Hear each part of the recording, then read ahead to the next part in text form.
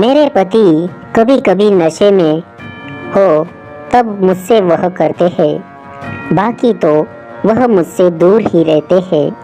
दोस्तों, मैं ठहरी खूबसूरत औरत, मुझे हर दिन किसी अच्छे पप्पू की प्यास लगी रहती और मुझसे मेरे पति से नहीं मिल रहा था। अब मैं हर दिन सोच में रहने लगी थी। जब मन करता तुम्हें अपने पति का ख्याल दिल में उभार कर हर रात को उनके नाम की चिड़िया में वह करती और मेरी चिड़िया को उससे करने में बहुत अच्छा लगता था, लेकिन वह टेम्पररी था। मैं हर रात को वह ना मिलने के कारण चैन की नींद नहीं सो पाती थी, लेकिन सुबह होते ही मेरा शरीर एक खुशबू की मांगता था जो मुझे अब तक नहीं मिली थी। अब तो मेरी निगाहें हर तरफ भूखी भूखी फिरा करती थी। एक दिन अचानक मेरी नज़रों ने अपना कमाल कर दिखाया। मेरे पड़ोस में पवन नाम का एक लड़का रहने आया। तभी पवन मेरी नज़रों का शिकार हो गया। जब जब मैं उसे देखती तो वह भी मुझे चोरी चोरी देखने लगता और वह भी वैसी भरी नज़रों से देख रहा था। मैंने सोचा मैं उसे बुलाने के लिए पहल कर ही दी, लेकिन दोस्तों, मैं कुछ उसे बोली उससे पहले वह खुद ही आ गया और आके मुझसे मेरा हालचाल पूछने लगा। मैंने भी उससे ऐसी बात की जैसे हमारी कितनी गहरी दोस्ती हो। वह मेरी यह बेफिक्री अदा से घायल हो गया। अब तो हम दोनों की अच्छी दोस्ती हो गई और हम दोनों की हर रोज़ बातें होने लगी। अब धीरे धीरे मुझे उसकी आदत सी हो गई। जहाँ तक मैं उससे बात नहीं करती, मेरा किसी काम में मन नहीं लगता था। बस मैं हर वक्त उसी के ख्यालों में रहती थी।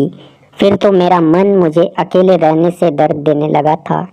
अब मैं ज़्यादा से ज़्यादा समय उसके साथ गुजारना चाहती थी और मुझे ऐसा टाइम मिल भी गया। मेरे पति बहुत कम घर आया करते थे, तो मैंने उसे एक दिन अपने घर बुला लिया और पूछ ही लिया कि क्या तुम्हारी कोई गर्लफ्रेंड है? क्या उसने घबरा कर कहा, नहीं, कोई नहीं। तो मैंने उसको हाथ पकड़कर बोली कि झूठ मत बोलो, मुझे सब पता है। तो उसने आंखें नीचे करके मुस्कुराते हुए कह दिया कि हाँ, 2 है। तो मैंने उससे पूछा, क्या उनके साथ कभी कभार वह किया होगा? तभी वह मेरी मुंह से ऐसी बात सुनकर दंग रह गया और फिर जड़ से उसने मेरी गर्दन पकड़ते हुए मेरे खुले रेशमी बालों में उंगलियां डालते हुए कहा, सोच तो रहा हूँ आपके साथ। और इतना सुनते ही वह शर्मा कर बदमाश कहते हुए मेरे सीने में चुभ गया। मैं उसका इरादा पूरी तरह से समझ गई थी, तो मैंने भी सारे रिश्ते तो ताक कर उसके बाल पकड़कर जोर से खींचा और जैसे ही उसका चेहरा मेरे सामने आया, मैंने बिना एक पल गवाते हुए मैंने उसके होठों को काट लिया। कुछ देर बाद वह मेरे दोनों बलून के साथ खेलने लगा था और वह भी मस्त हो गया था। यह सब करते करते वह मेरी चिड़िया रानी तक पहुंच गया। वह चिड़िया रानी के साथ भी खेलने लगा तो मैं सिहर उठी और छटपटाने लगी। तभी मैंने उसके बालों को खींचकर मेरी चिड़िया के मुंह में घुस आने लगी। वह बहुत देर चिड़िया रानी के खेलने के बाद अपने पप्पू को चिड़िया पर लगाने लगा।